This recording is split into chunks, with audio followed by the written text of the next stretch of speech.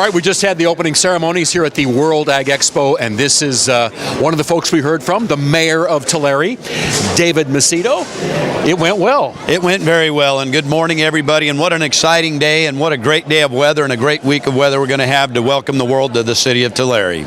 I drove down from Fresno this morning. It was sunny all the way down, almost to Tulare. There was a big cloud over the city, but that's going to break away, isn't it? It already has as we look out the window, and we're just excited to bring the world to Tulare and to show them what we do and show them what California does in the agricultural world and how important we are to the world economy. 50% of the nation's fruits, nuts, and vegetables are grown right here in California. So, our water supply will affect the entire world, whether you believe it or not. And how many times during that opening ceremony did we hear that Tulare County is number one? Number one dairy county, number one ag county in the United States, and we wear that moniker with pride and very excited for those folks that invest their time and their resources into being farmers and providing food for an entire world. What does this show mean to the city of Tulare?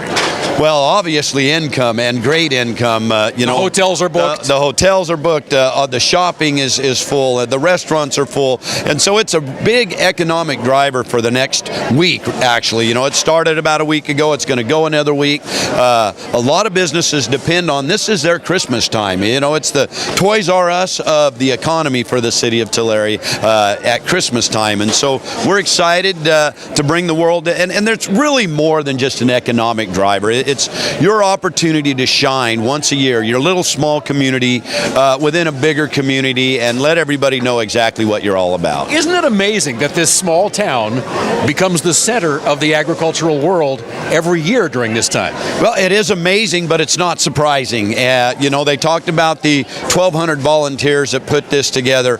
You have folks in this community that are working the entire year for making these 3 days the best possible 3 days they could make for the entire world to come and visit, to get information. We used to think locally, and then we got to regionally, but really with the world markets the way they are, we are in a global economy now, whether you want to admit to it or not, and how we do things is done globally. And so, we need to continue to move forward with all the technologies we can in partnership to feed that 75 million additional population a year in this world that I mentioned during my opening speech. And so it is going to take a global union to make that happen and feed those folks. Well, speaking of global, I have to ask you, for the first time this year, WAETV.TV is streaming live from the grounds here all during the show hours.